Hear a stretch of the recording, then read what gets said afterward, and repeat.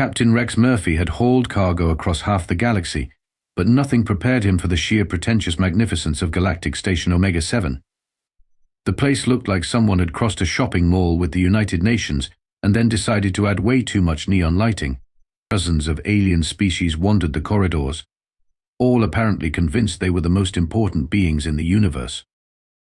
"Welcome to Omega-7, primitive human," Administrator Glorbex announced, his slug-like body undulating with what Rex assumed was supposed to be dignity. The translator made his voice sound like a constipated opera singer. "I trust your fragile Deathworlder constitution can handle our sophisticated environment." Rex bit back his first 3 responses, all of which would have gotten him banned from the station. "Just here to make a delivery, Administrator. Medical supplies for the research wing." Glorbex's eye stalk swiveled toward Rex's cargo bay. "Ah yes, your delicate human trinkets. How quaint that your species requires such elaborate accommodations for basic survival." That was when Emma Walsh rolled out of the cargo hold in her hover wheelchair, looking like she'd rather be anywhere else in the galaxy. The wheelchair hummed quietly, its sleek design obviously advanced, but to every alien eye on the station, she might as well have been wrapped in bubble wrap with a handle with care sticker. "This is Dr. Emma Walsh," Rex said, trying to keep the irritation out of his voice. "She's supervising the medical equipment transfer." Glorbex's eye stalks practically drooped with pity. "Oh, how tragic. Your species' inability to repair even basic locomotion damage, and yet you venture into space despite such obvious frailty." He made a note on his datapad. "I shall ensure the gravity in her quarters is reduced to accommodate her obvious weakness." Emma's expression didn't change, but Rex caught the slight tightening around her eyes. He'd seen that look before, usually right before someone made a career-limiting decision. "That's very thoughtful," Emma said, her voice perfectly level. "I'm sure everyone here is just as considerate as they appear." The sarcasm sailed completely over Glorbex's head, which was impressive considering how large his head was. "Indeed. We pride ourselves on accommodating lesser species. Your primitive medical devices are quite fascinating from an anthropological perspective." Rex glanced at Emma's wheelchair, which he happened to know cost more than his entire ship and could probably survive a direct hit from a plasma cannon. The medical supplies in his cargo bay weren't exactly primitive either, but apparently the galactic community had some interesting ideas about human technology. "We'll just get this transfer handled and be out of your way," Rex said. "Nonsense." Glorbex's enthusiasm was like watching a train wreck in slow motion. "We so rarely have Deathworlders visit our station. The crew will be fascinated to observe your quaint customs. Perhaps we could arrange a cultural demonstration." Emma's wheelchair hummed as she adjusted her position. "What kind of demonstration?" "Oh, nothing too strenuous for your kind," Glorbex assured her. "Perhaps a simple display of your species' capabilities. For educational purposes, of course. Our security chief, Commander Vortak, has been quite curious about human limitations." Rex felt his stomach drop. This was going to go very, very badly. Commander Vortak turned out to be exactly what Rex had feared, 7 feet of reptilian muscle wrapped in military arrogance and a uniform that had seen too many bar fights. His crew clustered around him like particularly violent groupies, all scales and attitude. "So these are the famous Deathworlders," Vortak said, his voice carrying the kind of condescension usually reserved for explaining basic concepts to small children. "I must admit, I expected something more impressive." His crew laughed, the sound like gravel in a blender. One of them, a lizard thing with too many teeth, pointed at Emma. "Is that one broken? It cannot even walk properly." "She's in a wheelchair," Rex said, fighting the urge to punch something scaly. "It's mobility assistance, not a sign of weakness." "Of course," Vortak said, not even trying to hide his amusement. "Your species' touching attachment to defective members is well documented. How admirably primitive."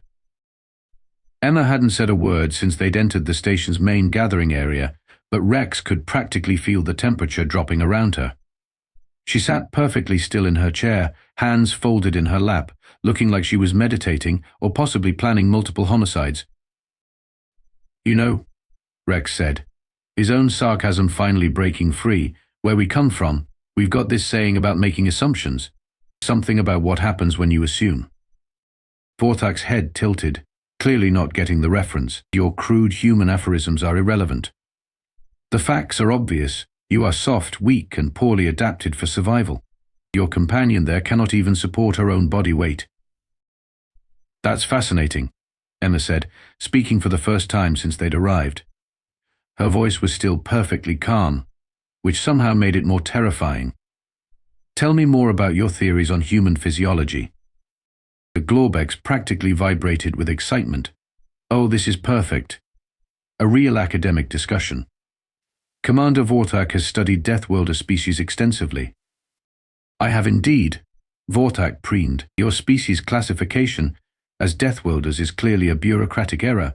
True Deathworld species are fierce, resilient, capable of surviving in hostile environments. You require constant climate control, gravity adjustment, and atmospheric modification just to function outside your native environment.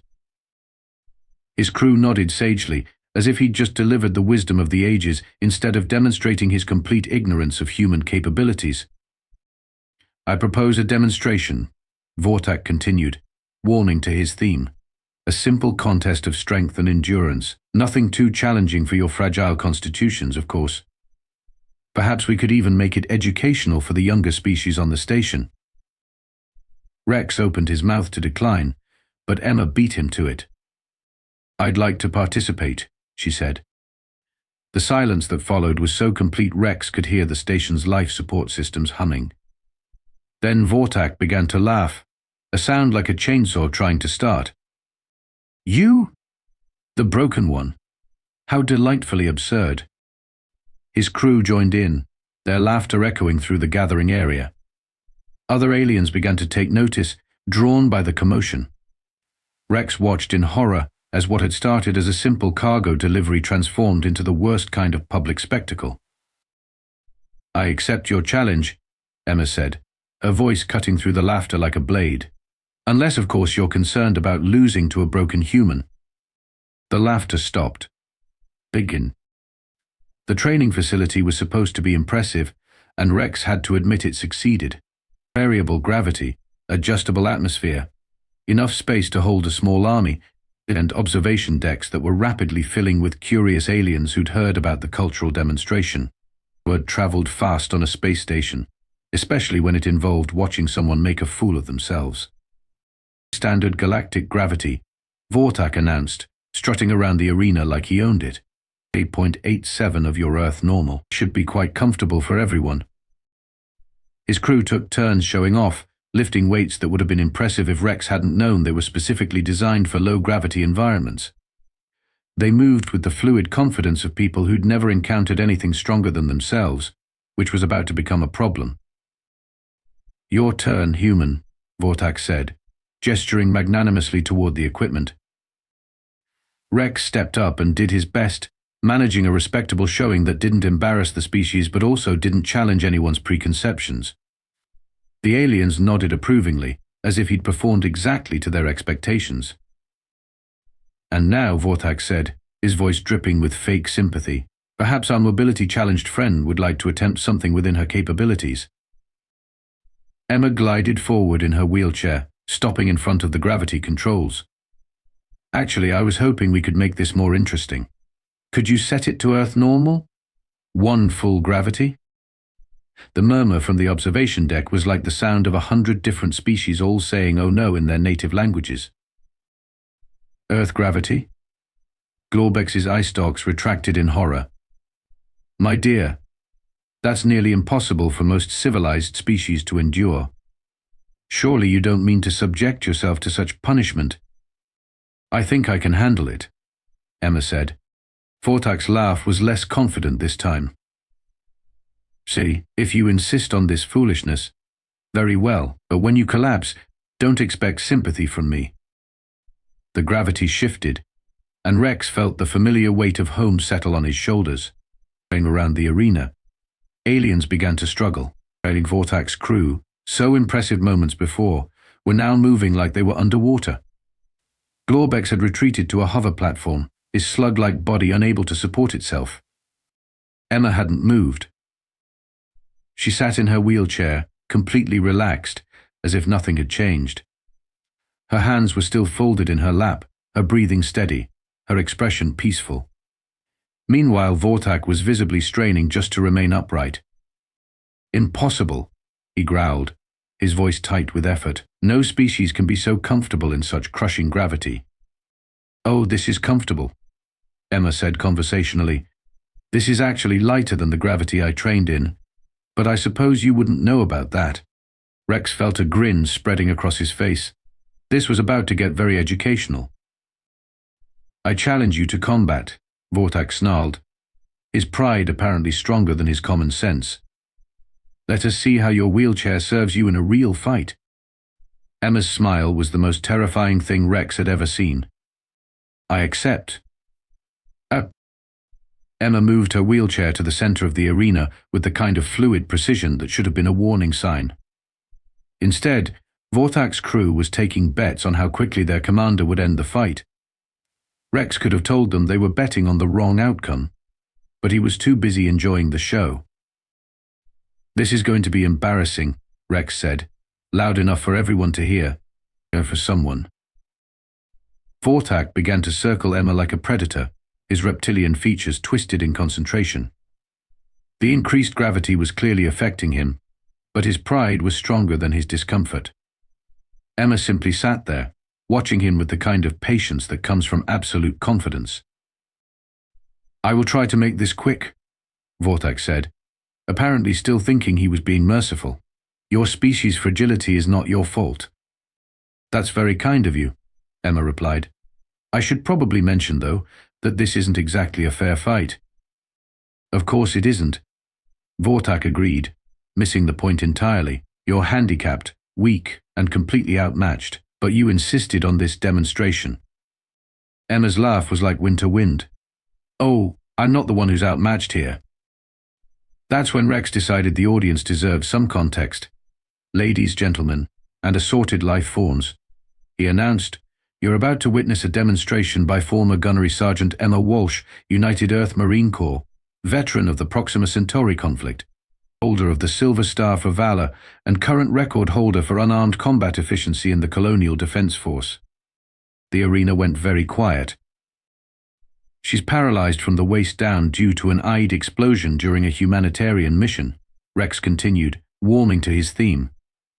"The wheelchair she's sitting in is a military-grade mobility platform designed for combat operations on high-gravity worlds. It's made from the same materials we use for spaceship hulls." Vortak had stopped circling. "What are you saying?" "I'm saying," Rex said cheerfully, "that you just challenged a professional soldier to a fight in her preferred environment, using equipment designed for warfare, at the exact gravity level she's trained for. Emma, would you like to show them why humans are classified as Deathworlders?" Emma's smile was absolutely predatory. "I thought you'd never ask." Vortak lunged, moving with the desperate speed of someone who'd just realized they'd made a terrible mistake. Emma's wheelchair spun like a dancer, the movement so smooth it seemed effortless. Vortak's claws scraped harmlessly off the armored surface as Emma's arm shot out, her fist connecting with his solar plexus, with a sound like a sledgehammer hitting concrete. The reptilian warrior doubled over, gasping. Emma's chair positioned itself behind him, and her arm wrapped around his throat in a chokehold that would have made her old drill instructor proud. "First lesson in Deathworlder combat," she said conversationally, as if she wasn't currently throttling a 7-foot lizard. "We don't fight fair. We fight to win." Vortak thrashed, his superior size and strength meaningless against Emma's superior positioning and technique. She controlled the fight completely, using her chair's mobility to stay exactly where she wanted to be, while denying him any leverage. "Second lesson," she continued, adjusting her grip as Vortak's struggles grew weaker. "Our medical technology isn't primitive. It's specialized. This chair isn't just transportation. It's a weapons platform." Rex was pretty sure he was going to have nightmares about Emma's smile. Vortak's desperation was almost palpable as he realized that everything he'd believed about humans was catastrophically wrong. His crew stood frozen in the crushing gravity, watching their supposedly superior commander get systematically dismantled by someone they'd dismissed as broken and weak. "This is impossible," Vortak gasped, trying to break free from Emma's hold. "You're just a crippled human." "You're wrong on both counts," Emma said, her voice perfectly calm despite the fact that she was wrestling a creature twice her size. "I'm not crippled. I'm differently mobile. And I'm not just a human. I'm a human who survived evolution on a planet that was actively trying to kill everything on it for millions of years." Vortak tried to use his natural weapons, claws extended, fangs bared, the reptilian equivalent of going all out.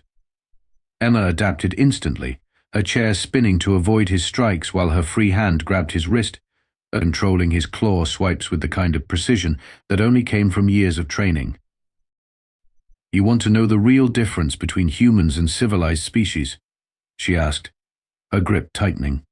"You evolved on worlds where cooperation was the key to survival. We evolved on a world where everything bigger than us wanted to eat us, everything smaller than us was poisonous, and the weather was trying to kill us every single day." Vorthak's eyes were wide with something that might have been understanding, or might just have been oxygen deprivation.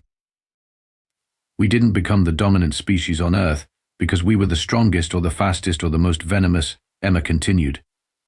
"We became dominant because we were the most stubborn, the most adaptable, and the most willing to do whatever it took to survive. And when we finally made it to the stars, we brought all of those qualities with us." That's when she made her move. Vortak lunged forward with his last burst of strength, and Emma did something that Rex was pretty sure violated several laws of physics. She grabbed the reptilian's spine right at the base of his skull and twisted. The crack echoed through the arena like a gunshot. Vortak dropped like a sack of rocks, his body going completely limp. The arena was so quiet Rex could hear his own heartbeat. "Don't worry," Emma said to the horrified crowd. "His physiology is different from ours. That was just a temporary nerve disruption. He'll be fine in a few hours, assuming someone gets him to medical." Glorbex was making strangled noises from his hover platform. You just demonstrated why humans are classified as Deathworlders," Emma finished. "Though I have to say, this was hardly a fair fight. I've been holding back." Rex looked at the unconscious Vortak, then at Emma, who was sitting calmly in her chair, as if she'd just finished a light workout instead of single-handedly rewriting the galactic understanding of human capabilities. "Holding back?" he asked. Emma's smile was absolutely terrifying. "Rex, this is 1G. I train at 3. The observation deck erupted in chaos as aliens began frantically updating their databases on human combat capabilities. The aftermath was, Rex had to admit, pretty satisfying. Vortak's crew had carried their commander to the medical bay, moving with the kind of careful respect usually reserved for unexploded ordnance. The other aliens on the station were giving humans a much wider berth, and several species had quietly updated their diplomatic protocols regarding Earth. "I do hope there are no hard feelings," Glorbex said nervously, his eye stalks twitching as he processed Rex's paperwork with record-breaking efficiency. The demonstration was quite educational. "No hard feelings at all," Rex said cheerfully, always happy to promote interspecies understanding. Emma had been silent since the fight, but Rex caught her trying not to laugh. The station's security chief had reviewed the combat footage 3 times and was now updating the threat assessment for all human visitors. Apparently, they were being reclassified from fragile cargo handlers to approach with extreme caution. "Your medical supplies have been cleared for immediate transfer," Glorbex continued, his tone now respectful rather than condescending. "And please, do convey our compliments to Earth's diplomatic corps. Your species' capabilities have been underestimated." "We'll be sure to pass that along," Emma said, speaking for the first time since the fight. "Though I should mention, this really wasn't representative of human combat capabilities." Glorbex's eye stalks retracted. "It wasn't?" "Oh no," Emma said casually. "I'm disabled, remember. The able-bodied Marines are much more dangerous." Rex was pretty sure Glorbex was going to need therapy after this conversation. As they prepared to leave the station, Rex couldn't help but notice the way other aliens moved out of their path. It was like watching the galaxy's most polite traffic jam, as dozens of species suddenly discovered urgent business elsewhere whenever they approached. "You know," he said to Emma as they boarded their ship, "I think we might have started something here." Emma's wheelchair hummed as she maneuvered into the cockpit. "What do you mean?" "Well, every species on this station is going to go back to their homeworlds with stories about the scary humans. The word's going to spread. Next thing you know, we'll have a reputation." "What kind of reputation?" Rex grinned as he fired up the engines. "The kind that means nobody's going to call us fragile anymore." Emma laughed, the sound carrying none of the winter coldness from the arena. "You know what the funny part is? This whole thing started because they thought we were the galaxy's special needs species. And now? Oh. Now they're probably going to classify us as the galaxy's special forces species." As their ship pulled away from Omega-7, Rex couldn't help but smile. Somehow he didn't think their next cargo run was going to be nearly as eventful. Traveled fast in space, and the word about humans was about to get very interesting indeed. Behind them, the station's communication arrays were already buzzing with updates to the Galactic Species database. The entry for humans was being revised from primitive Deathworlders, handle with care, to extremely dangerous, do not provoke under any circumstances. It was, Rex thought, a definite improvement.